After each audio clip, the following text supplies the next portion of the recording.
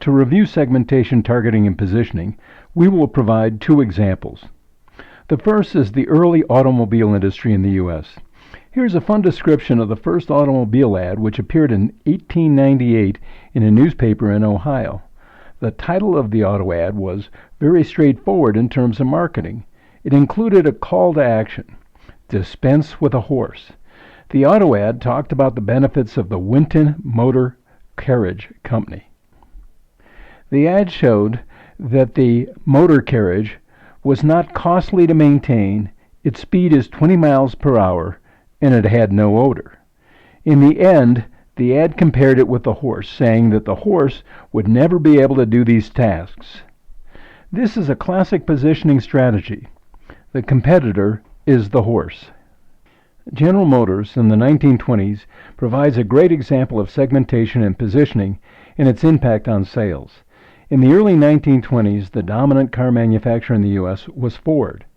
In 1921, Ford's Model T U.S. market share was 55.7%, and General Motors was second with a market share of only 12.7%. The great genius behind GM's marketing strategy was Alfred Sloan. MIT's Sloan School is named after him. Sloan and his team established the practice of targeting each of GM's automobile divisions and socioeconomically identified market segment. Despite some shared components, each brand distinguished itself from its stablemates with unique styling and technology.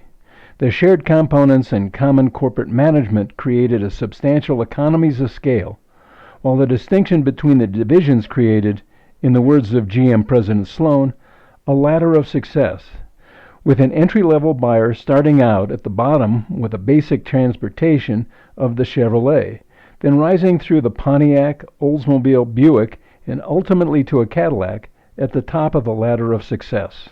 Sloan's idea was to create 5 successful car lines, which recognized that the consumer's taste and buying abilities inevitably changed over time. Sloan aimed to create GM's customers for life. By the 1920s, GM's strategy began to pay out. As consumers' preferences shifted towards more stylish and diverse vehicles, GM started to gain market share. In 1927, Ford's production of the Model T came to a halt as the company prepared to launch the Model A, which further delayed its ability to compete effectively during this crucial period.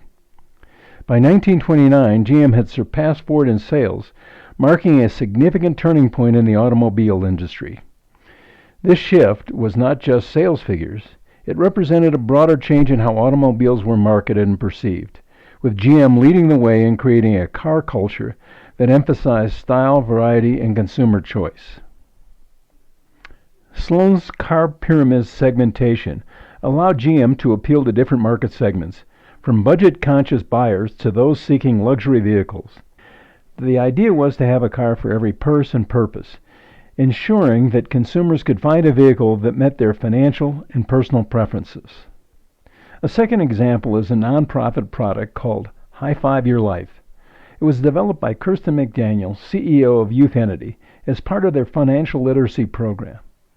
It is a career planning tool designed to help high school students to identify careers and understand what the financial implications of their career choice means financially. The process begins with students taking an assessment tool that identifies their personality traits. The personality traits map into potential careers. For example, one of the personality codes is artistic. Then it lists possible careers such as illustrator or interior designer. It then lists national average salaries linked to that career. The next step is to identify the educational level required for a specific type of career. For journalists, it recommends going to college and taking relevant courses. Then the student begins to build a financial plan. How much does college cost? What types of scholarships are available? How is the student going to manage the cost of college? And what level of student loans are required, if any? The student builds a 10-year financial plan taking into account the 4 years of expenses at college, including tuition and living expenses.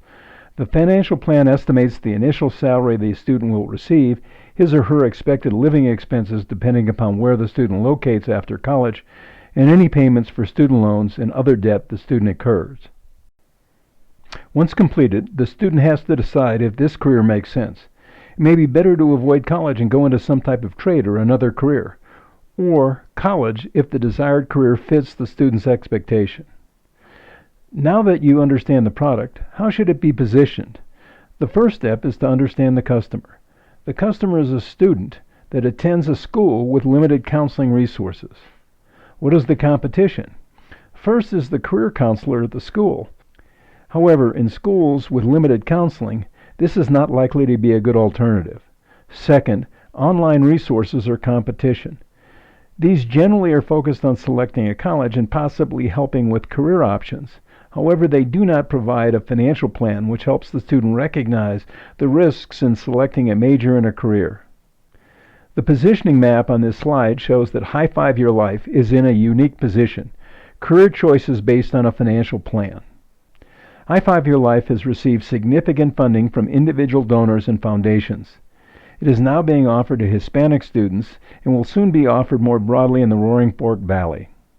By now you should know that STP is critical for the marketing of a product or service, whether it is for a nonprofit or for a profit.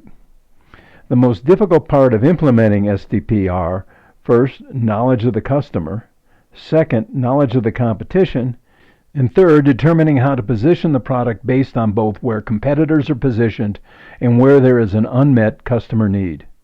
To summarize, segments are a set of customers with relatively similar needs. Targeting is based on which segments provide the greatest opportunities. Finally, positioning determines which benefits to emphasize relative to competition and based on which segments are targeted.